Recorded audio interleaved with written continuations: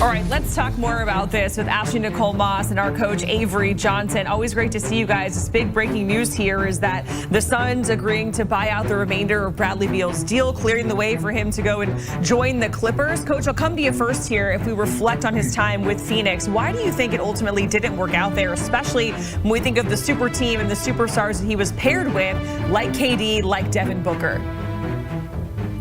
Lack of production. If Bradley Beal played at a high level, similar to what he played with the Washington Wizards, this is not going to happen. You look at it could be an injury situation plus production, which happened with Damian Lillard with Milwaukee. That one was really a shocker. But at the end of the day, this experiment with Beal, Durant, and Booker, it didn't work out. Booker and Kevin Durant needed Bradley Beal to play highly efficient basketball. There were times when, he refused to shoot the basketball. And this is an outstanding player. This guy still got some really good years left in his game, but he just didn't play to the level where he needed to. This probably wasn't a good fit from a chemistry standpoint. New coach coming in, new GM. So it's probably good for Bradley Beal to find a new home and hopefully hit a serious reset to which I think has been a solid overall NBA career. Yeah, I just don't think the Phoenix Suns were ever really constructed to win. I think that when you look at this roster, it was always top heavy. It was Kevin Durant, Bradley Beal, and Devin Booker. And on paper, you would think that would be enough if this were maybe 10 years ago. But with the way that the NBA has changed in terms of what the teams are looking like, we're seeing more and more the teams that are winning are deep teams that just don't have a big three, for example, or a heavy starting five, but also have a bench. And I think the Phoenix Suns really failed to build a complete roster around those three guys. So yes, health was an issue. Bradley Beal's health was an issue. It was also an issue at various points of this experiment where all three guys were available. It always seemed you got pairings of this big three, but never the big three completely, which really didn't help in terms of building chemistry of a new team. But I just don't think Phoenix ever did a really good job at building a team that didn't rely on three guys who were still trying to figure out a way to play together. They tried to cheat the system with a very antiquated ideology of basketball, and it just did not work. And I think that this is the best situation for all parties involved. Okay, so let's talk. And you know what?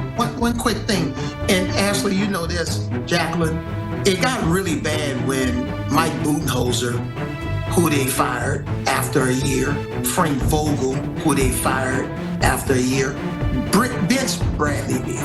And when you got to bench a player that makes $50 million a year, whatever he makes, that doesn't do well for the morale of the team, and it really affected Bradley Beal's confidence. And let's talk about his new home and that new fit here with the Clippers, because he's going to be there with James Harden and Kawhi Leonard. We've all talked about this so many times, how loaded the Western Conference really is, because yeah, you have the defending champs in OKC. You got arguably the best player in the world right now in Jokic with the Nuggets, and then you have the Timberwolves. So Ashley, how does this put the Clippers in position there? Where do they fit in the Western Conference with this addition, with Bradley Beal, Harden, and Kawhi in a really stacked Western Conference? This is absolutely a playoff team, right? But the biggest question mark, and this is for a lot of teams where their big three or their stars are of a particular age, is health. And when you talk about Kawhi Leonard, we all know what that has been like. And then Bradley Beal, we know what that has been like. So this is not an issue of can this team win, because on paper, this is a really good basketball team. And I was pleasantly surprised, because going into last season, I was not high on the Los Angeles Clippers. And a lot of the reason was because of the question marks surrounding Kawhi Leonard. And I just don't think that this team is what it can be with just James Harden being your first option. But with Kawhi and how he looked down the stretch and into the postseason, and not just him and James, but really just the surrounding pieces, the team looked a lot better than I think a lot of people, including myself, gave them credit for. So if they can recreate that magic, this is a very good basketball team, a playoff basketball team. I'm willing to go on the record and say it's just the biggest question mark when you talk about particularly Kawhi Leonard and Bradley Beal, who's now being brought into this equation, is health. Can they stay healthy enough to be a real threat come March, April, and into the postseason? And can you get the version of James Harden you get throughout the 82 games of the regular season in the postseason? Those are the biggest questions for me going into this new venture of the Los Angeles Clippers.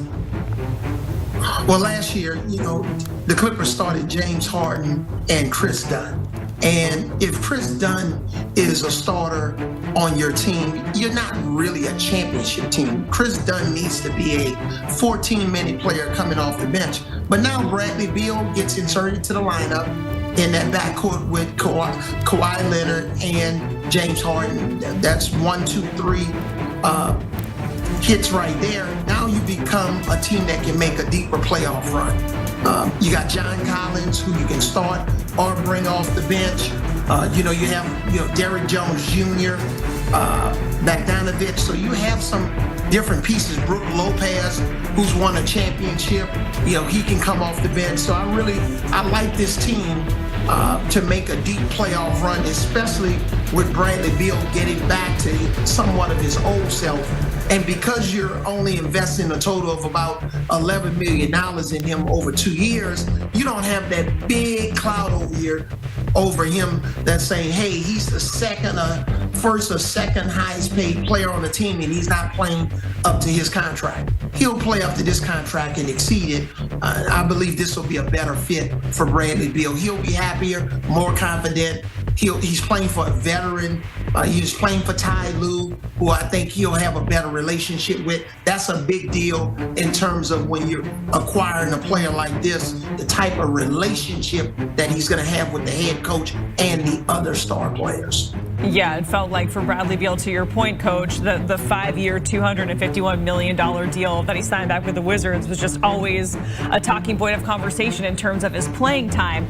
All roads kind of lead back to LeBron James, right? So the Clippers, they, were a team. They were rumored to, be getting LeBron. We know that he has that player option that he signed for the Lakers. But beyond that, it's kind of a question mark, right? So for the Clippers, Coach, how does this impact any sort of, pipe dream or potential for them to land LeBron after this season, potentially? Well, I think they'll be in play because I know LeBron loves LA. LeBron is different from Kobe. Kobe is a Laker. Magic Johnson, they are Lakers. When you think of LeBron, you think of the whole totality of a career, playing with Cleveland, 2 separate stints, getting to the finals.